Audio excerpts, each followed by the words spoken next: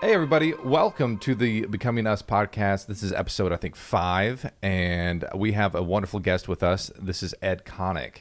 So, hello Ed, how you doing? Good morning. I'm doing well. Hey, right on. We don't have Matt and Michael. We kicked them out. So Okay. a little takeover. No, it's good. They're not here. We're gonna switch it up just a little bit. We've been going through Psalm 128 and just a collection of Psalms. We only have like 2 more or 1 more next week, and then we're gonna be moving on to something else. But yeah, I was like, let's change it up a little bit. We're talking about happiness this last week, and then next week it's going to be about depression. And I was like, I think it would be good to just, it seems like a lot of life situation things that we can really apply to this, and I thought it'd be great to bring some people in and maybe talk about their lives, testimony, and the like. So Sure. So yeah, how did you enjoy the sermon yesterday? What was things like for you? I've loved all of the sermons in Psalms. Psalms has always been kind of one of my go-to books throughout my whole life. Yeah. And yesterday's message was really good. It was right on. Nice.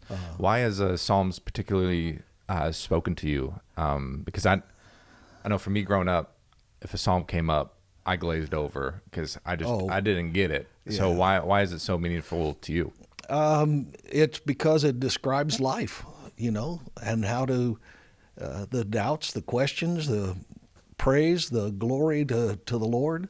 It covers all the emotional factors, and and so as my life has progressed and I've gotten to this point now, I've needed different parts of the Psalms. Psalms when I was in desperate need, and Psalms when I was full of joy and praise, and so it's been my go-to section, especially through life's ups and downs.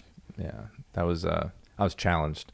There was a reading plan that I kind of went through that had a morning psalm and an evening psalm. Yeah. And up until that point, I thought Psalms were kind of just a waste of my time because it was all about emotions. And if you let emotions affect you, then you're probably doing it wrong, And, Right. And it turns out that's a part of life and living. And as you get older, so many more facts connect to emotions and life happenings and situations, and things get more complex. Oh, absolutely. Yeah. So I've definitely felt drawn to the Psalms as I've gotten older a lot more. So that's cool. I love it. We were talking all about happiness, and in general, ever since I've met you and known you, you always got a smile on your face.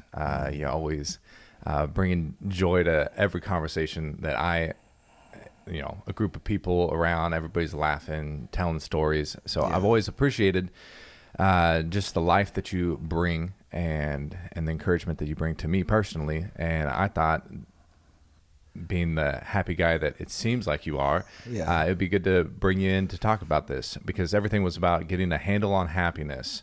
Right. So what about Jerry's sermon really kind of was there any nuggets that you pulled out from that you found impactful before we jump into your life?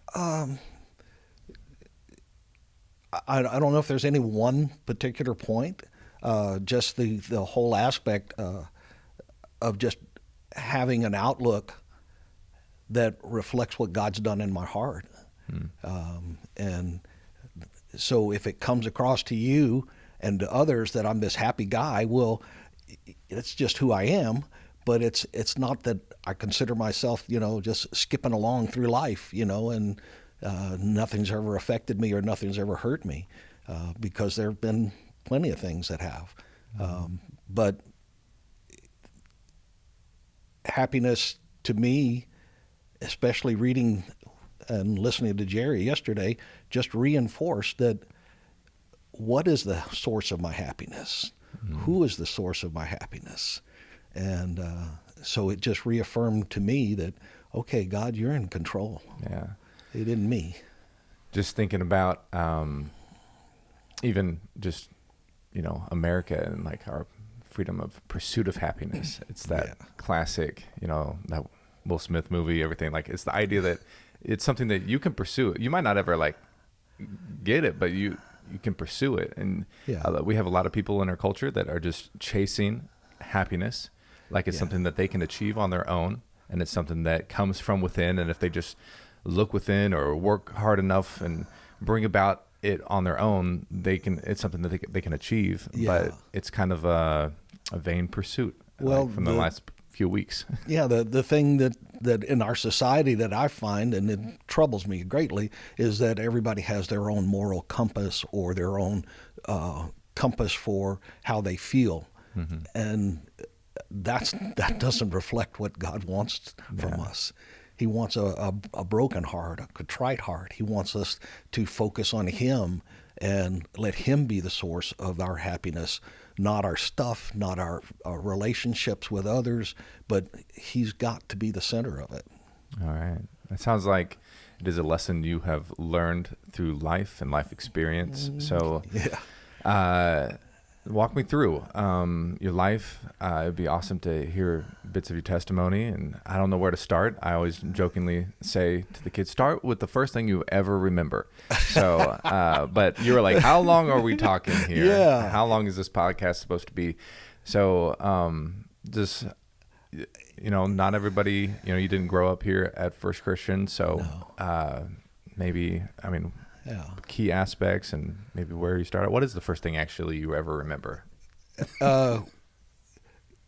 Probably when I was about 5 years old, and my little friend next door, and I can't remember her name. I just remember she had short hair, she was blonde, and we just always had the best time playing.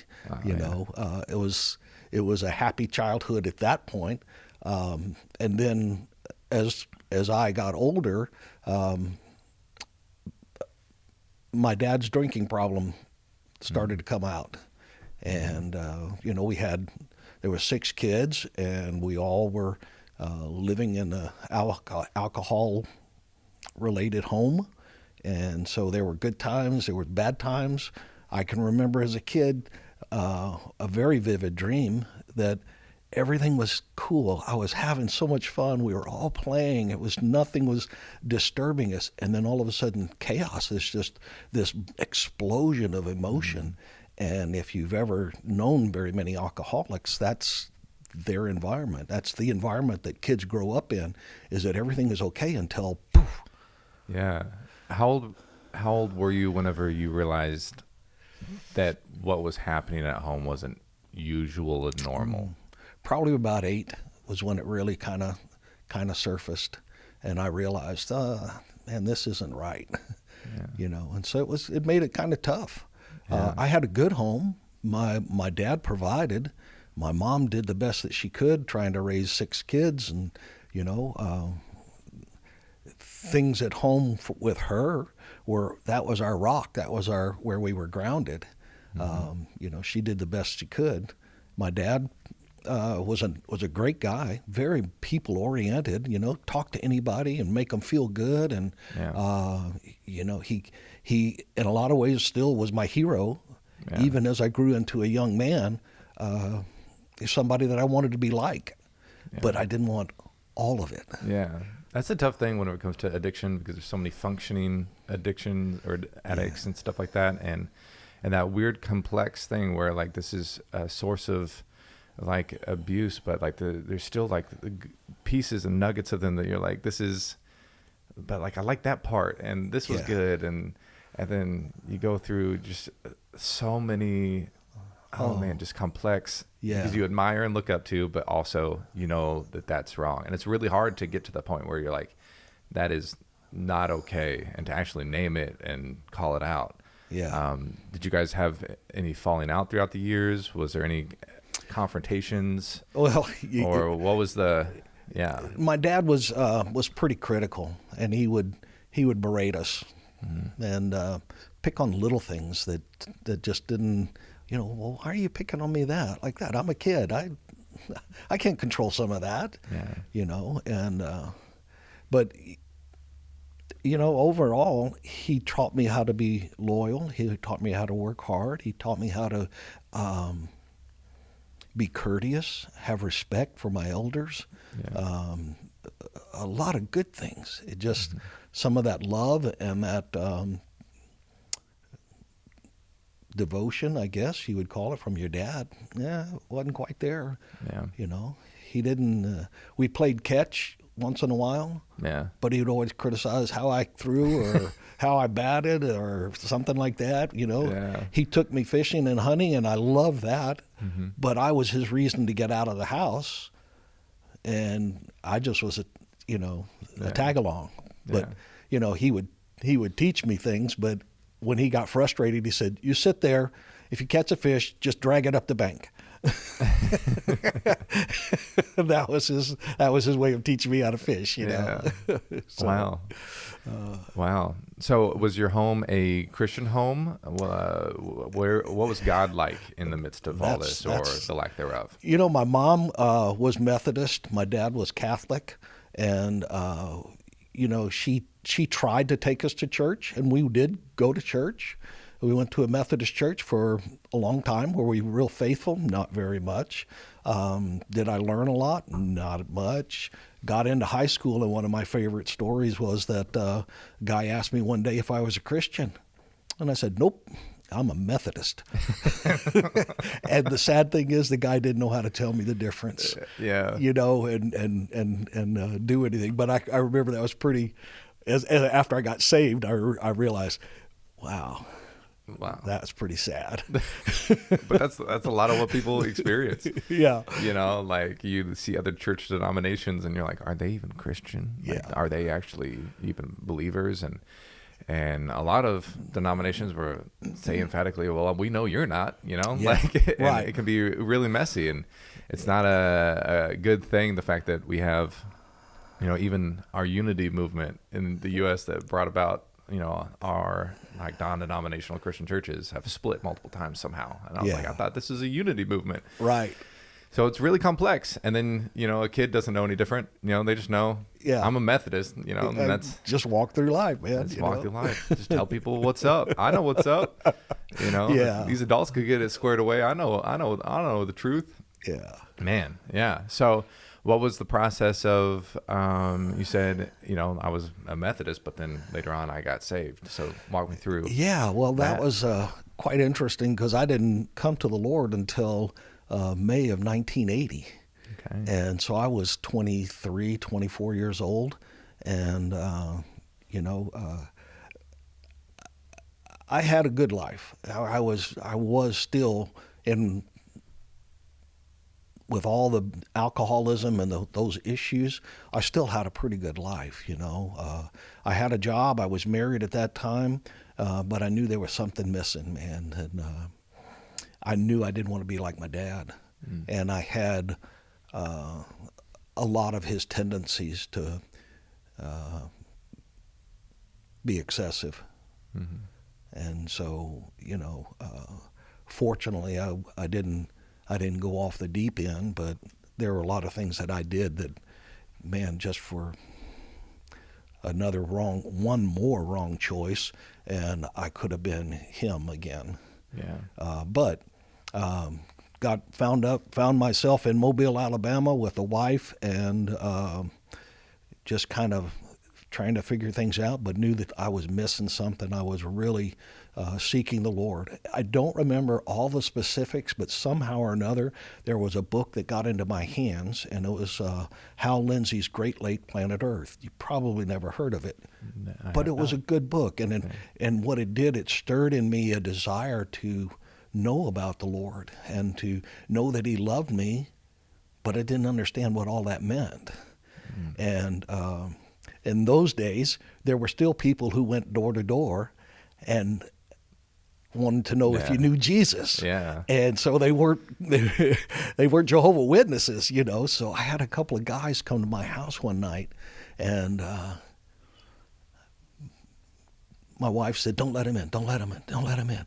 And so the guy said, "Do you know anything about Jesus?" And I said, "Well, as a matter of fact, I've been reading this book." So I started telling him, and got kind of excited. And he says, "Well, you know what? I know him." Wow. And so, what kind of questions do you have? So all of a sudden, man, I'm dragging this guy into my house with he was with another man, who turned out later to be the associate pastor of the church, and this guy was exactly what I needed because I had a lot of questions. Mm-hmm. And he filled me in, and at the end of the night, he said, do you want your name to be written in the Lamb's Book of Life? Mm. He showed me Romans. He showed me that I needed to accept the Lord. And so I did. Yeah. I prayed the sinner's prayer right there. I asked my wife, he asked my wife, he said, do you want to do that? And she said, no, the devil doesn't want me to do it. Oh. And so, okay.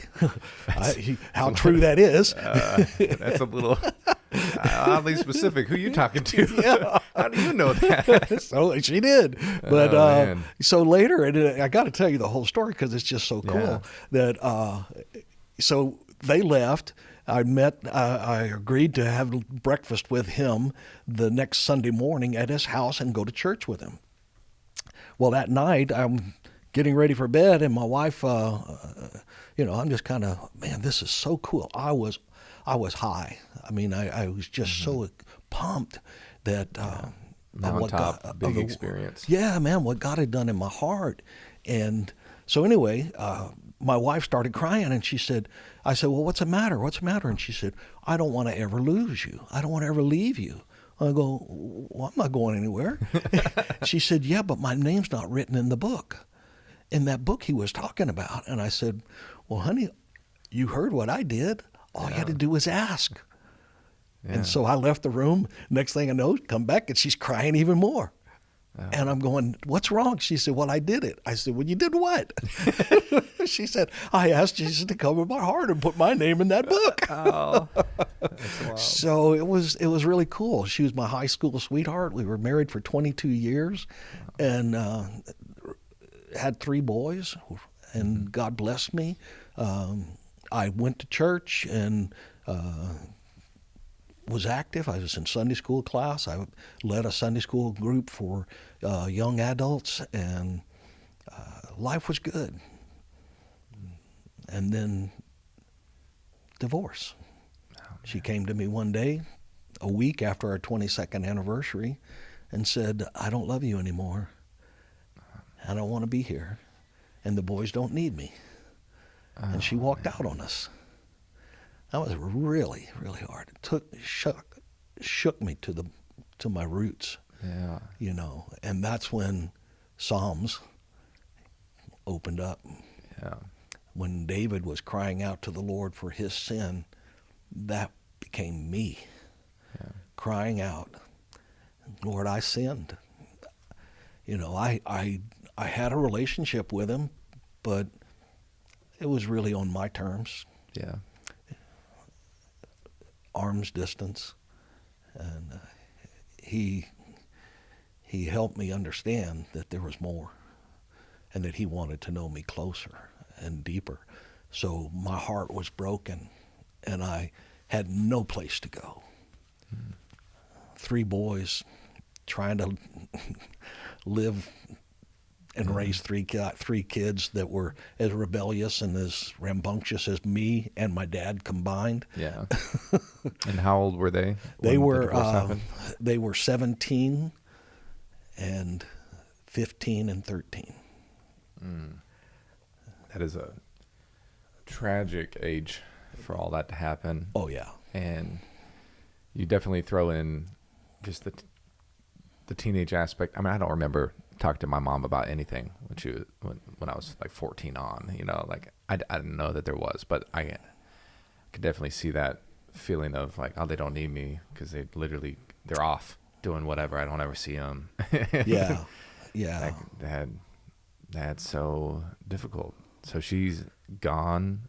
Yeah. And you're wrestling with divorce as a Christian guy that's teaching Sunday school. Or what was that like? What was it like navigating that with your church? Or were you going to church at that time? What was that like? We were going to church. We had moved, and so I wasn't in the Sunday school leadership position any longer. Okay. But we had settled in Weatherford, Texas. Was the move after the divorce, or? No, this was right then. Okay. We moved there, and a year later, she walked away. But I had to be back in church. Yeah. I knew it was the only thing that could help me, Yeah. and so Because a recent move away from friends, family support system of like daily, everyday, everything there, and like you gotta find community. well, Be yeah, in community. that was it because we didn't have family Yeah. nearby. You know, we were living in Texas, and her family were living in San Antonio. Mine was in Atlanta, Georgia. Yeah. There was nobody around, and so I didn't really have much of a support group, which was sad. Okay. But God is so good, and He loves me so much that about a year and a half later, she had remarried by that time. Crazy. Mm-hmm. But I met a lady and through church, and anyway, we dated and decided that God brought us together, and so I had a new wife and a new life, and new goals. We raised my oldest son had by that time had moved out. He was 18 or 19 by then, and the other two were kind of figuring things out with high school and where they were going to go. So we got married, and we got a daughter out of the deal. Wow. And I had always wanted a little girl, always wanted. But we were married about 5 years, and she was diagnosed with cancer. And changed our plans because we had wanted to continue to expand our family. You know, She wanted more kids, but that was taken away from us and didn't happen. So we kind of looked around and decided that we would, through my job, we had moved twice, and then we came back to a place and actually it was Lanesville, Indiana, and got involved in church. We were very involved. I was asked to be an elder and fulfilled that role for a while, and but the cancer came back, and we had been in the process of looking for, to expand our family, so we started foster care, and we foster cared for special needs kids, and we adopted a little girl in December of 2009, and she was a joy, but she was born at 26 weeks, 100% dependent for everything. She couldn't eat on her own, she couldn't turn over, she couldn't speak, she was legally blind, but she had the brightest smile that would just melt your heart. And so we adopted her, went through and finalized in December of 2009. In March of 2010, she was diagnosed with cancer again, and she passed away in 89 days. So here I am with two little girls, a 6-year-old and a 4-year-old special needs daughter, and I was by myself. Again, brokenhearted, Man. All my dreams and all my hopes, they had changed, and so here I am having to deal with that. That was a really, really tough time. 7 years before I found anybody else. And then I met Leisha. So 7 years of, I don't know, I feel like I would be so stuck, because thinking of like stories that are doomed to repeat themselves, and then thinking almost like that, like, like this is just God's lot of life that he's given me, and this is just what's going to happen. And to think, with any pattern, I'd be so afraid to try to jump into anything else, thinking like, well, it's just going to happen again, because this is just what happens to me, and feeling like God's just got to his thumb on you, like how did you combat against that, or Well, what was that like, or did you just not have time to emotionally process anything because you couldn't, because you had two girls? I had a full-time job that I had a lot of responsibilities. Yeah. I had 125 employees that reported directly to me, and so I had a big job, and then had to work 12 hours at that job, and then come home, and my daughter's nurse would walk out, and I would be on duty until she came back the next morning, and I drove away to work, and she stayed to take care of my daughter.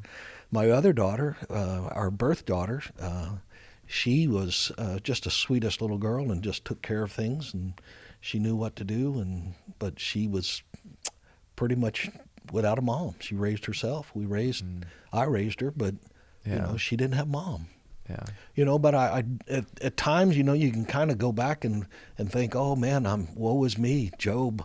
Yeah. Why is this happening to me, God? A divorce, and then a loss of a wife, and then responsibility with this special needs kid and another daughter that's just trying to get through without a mama. Yeah. If the Lord wasn't in my life and I wasn't grounded in that, man, I would have crumbled. Yeah. So happiness isn't necessarily, it's not just who you are. In the Bible, it talks about we're supposed to put on a robe, but that robe is His joy. Mm-hmm. It's His peace. Lay off all that old stuff. Don't focus in on that. Focus in on His goodness and what He wants to do, and the work is in me. Mm-hmm. How am I going to respond? So, again, that's my rock was the Psalms. Even before all of that, my mom passed away when she was 58 years old. I was in my early 30s. I prayed for healing. I desperately wanted her to be healed. And I was reading in the Psalms, and I was reading Psalm 138:8. And in the King James Version, it says, I will perfect that which concerns thee. And I took that. So, death of my parents, death of my marriage, death of my wife, He will perfect that which concerns me. Ed, He knows me. He knows what I need, and He knows my heart. And I've just tried now just to live as best I can for Him.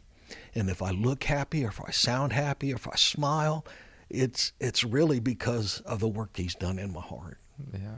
Because if He would have left me, or if I would have left Him back in 1980 and not accepted Him, where would I have been? Yeah. I would have been in a really rough place. Yeah. So, but God is good. Yeah. So if I smile, it's because He put it there. I start my day very simply. Lord, help me bless You. Help me to live for You. Help me to please You today in my words, in my actions, and in my thoughts. And then at the end of the day, I lay my head down and I say, Lord, I hope I've done those 3 things. And if I haven't, please forgive me and help me do better tomorrow. So that's all you can do is compete with yesterday you. yeah. Man. Wow. It's so much. And I'm just realizing as you get older, life is more complex. There's more moments where emotions and things are connected, and you finding purpose in and with the Lord, and so much of that, like when you're handed a cup, Yeah. You can be like anything but this, and you could throw it away, but you taking on the responsibility and and continuing to go to work with those people that are counting on you. Yeah. And probably they're sitting there like they probably knew your story. They probably knew what was going on, and they're sitting there like he's going to crumble any day. And you fight against like your own thoughts and where that might be where I go.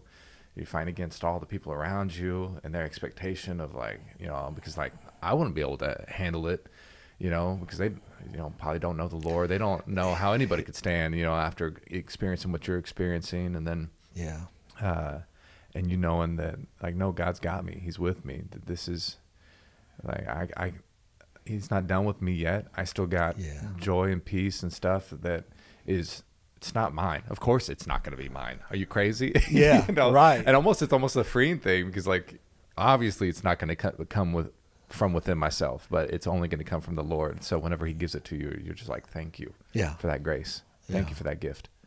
Yeah. Because I don't, obviously I'm not going to get it on my own. So thank you. Yeah.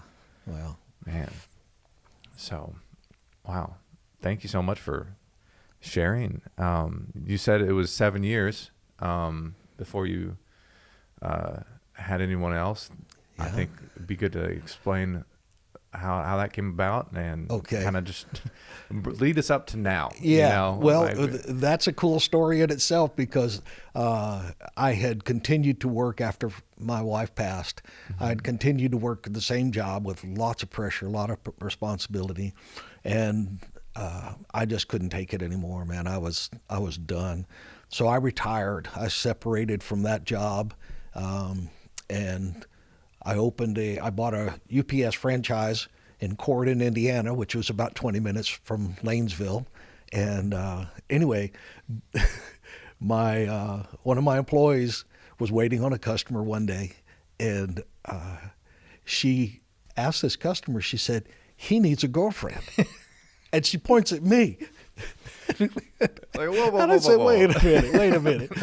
Well, the customer, she gives me this head to toe look. I mean, she looked me up and down, and I'm going, wow, this is okay. I'm out of here. So I left. A few minutes later, the phone rings, and it's somebody from my employee. So I said, here, her name is Diana. I said, here, Diana, it's for you. So she answered the phone, and comes back dancing around the corner a few minutes. I got it. She's 54 years old. She's got 4 kids. She lives in Evansville, Indiana. And the cool thing was the lady that I bought the store from, the location, she said, "I prayed for you." And I said, "Well, I'm certainly glad you did." And so here I am. And then I told her, said, okay, now my prayer is that the next Mrs. Konick walks through that front door. Yeah. And instead it was her sister, but her sister hooked us up. And so we courted for over a year. Wow. I lived in Lanesville. She lived here. And we dated, and, we became such great friends over the phone. Mm-hmm. And it was really a blessing. And so finally I decided that I needed to ask her to marry me, and she said yes. And part of the agreement was that she would move to Lanesville while I was still raising my daughters, and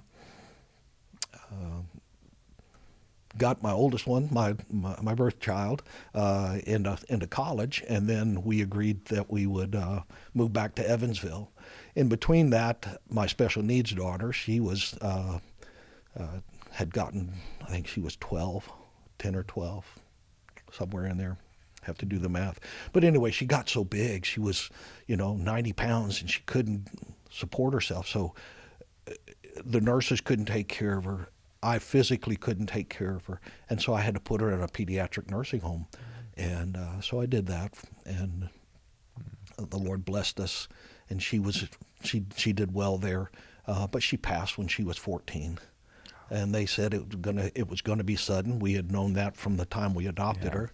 And so she was gone, and then I had another heartbreak, but I knew she was in a better place. Yeah. So anyway, Alicia and I have been married, and today is our 8-year anniversary. Yeah. Yeah. So Alicia, I'm so sorry, and thank you for letting me borrow him on this wonderful day. Yeah. So that's pretty great. cool. So now we've got 8 years, and we've said, well, if we can just make it to 20, if we can get 20 years in the end, that would be a real blessing. Yeah. And anything after that, yeah, it's up to God. Yeah. But he blessed me with a love for 3 women. I've only had 4 girlfriends in my whole life, and I married 3 of them. Yeah. So, how could it be any better than that? It's a complex, wild life up to this point, but you definitely have experienced a lot of ups and downs, lots of joys, lots of heartache, heartbreak, tragedy, and I think you are a wonderful person to come with issues, problems. I bet you probably got a really good listening ear. So if anybody is out there at the church that hear anything and you identify with any struggles or things that Etta has experienced, and you're like, I got to talk to this guy, please. I bet he would love for you to just come up and approach him and say, hey, can we get some coffee? Yeah. Hey, can we get some French toast? Or there you go. Like that. Yeah. I bet he would be all about that. So, well, thank you so much for joining in this interesting endeavor as far as a podcast at the church. And I'm excited that everybody at the church can get to know you. And thanks. And everybody will feel a little bit closer to you now that they know your story. But at the same time, you gotta probably hear their story. So please come up and share and talk. Absolutely. I'm a great listener. Yeah, that'd be great. So, anything else you'd like to say to the camera? Anything at all? I don't think so. Okay. All right. Well, thank you guys for joining us. We'll see you next time. Yeah. All right. Have a good one.